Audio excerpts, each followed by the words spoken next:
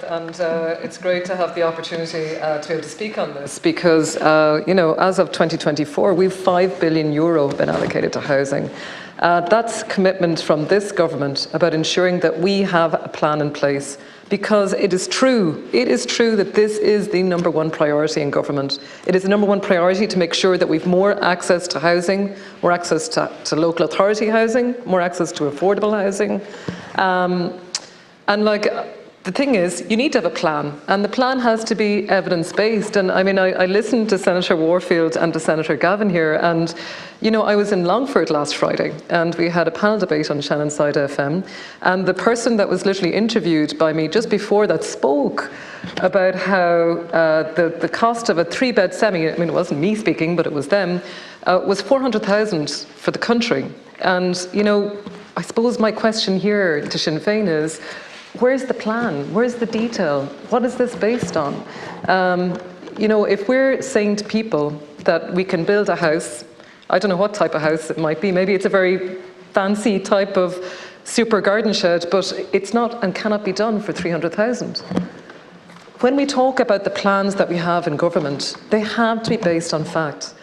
This Housing Commission, what you've raised and brought here to us today, that Housing Commission was put in place by Minister Darragh O'Brien in 2021, and it does involve about 11 to 12 experts. Those experts are drawn from many engineers, local authority experts, architects, people with experience in the housing sector that have come together and that are there to hold government to account. And as they've said, 60-odd recommendations out of 80 or so have been started, implemented. They talk about a radical overhaul of legislation, and I really look forward to the planning legislation that will be coming before us here, because I know that Sinn Féin supports that radical overhaul, and I'm sure you'll be very supportive of the government when we bring that plan here before us as well, because it's crucial that we see that that comes into place. It's taken so much preparation. It's gone through the committees. It will be coming to us here in the Seanad. And the quicker that that legislation is put into place, the quicker that we're going to see action and activity in terms of more development happening. If I might, from an education perspective, a spokesperson on education here in the Seanad, we have over 100 million that's been allocated for 1,000 student housing units.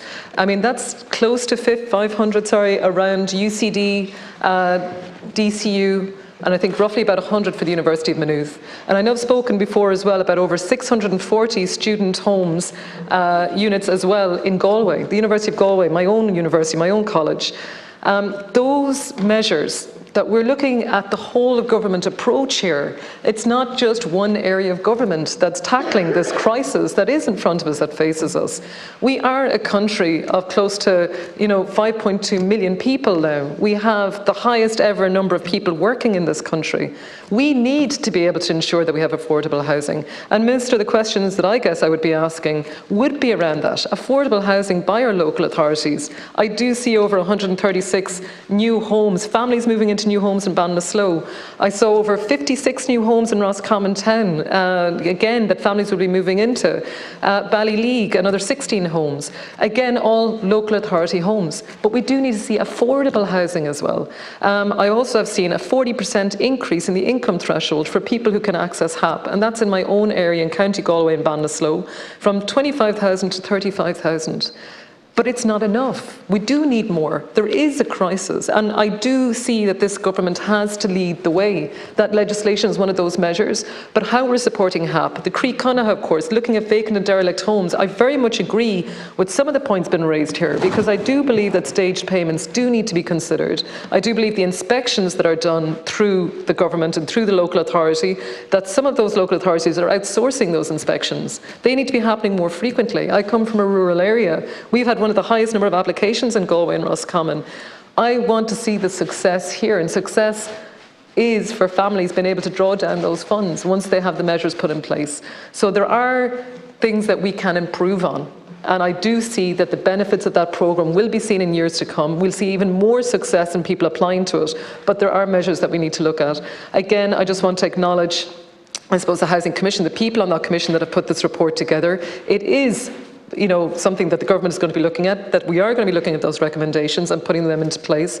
But there are just a couple of points, Minister, that you may bring back to the Department as well in terms of what we want to see in rural areas. And I would like to see that consideration of some type of stage payments, particularly people who are vulnerable, particularly people who are, again, as has been mentioned, you look at the housing for the Western regions, the Western Development Commission will talk about how 95% of homes and housing do not reach the BE or B2 rating. 95% in the Western regions, in Western counties. That was in 2020. I really hope, Minister, that has improved, but that was a report in 2020.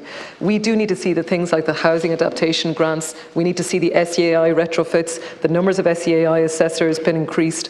All of these measures are things we are putting into place. It's something we're tackling in the last number of years. More needs to be done. Thank you so much.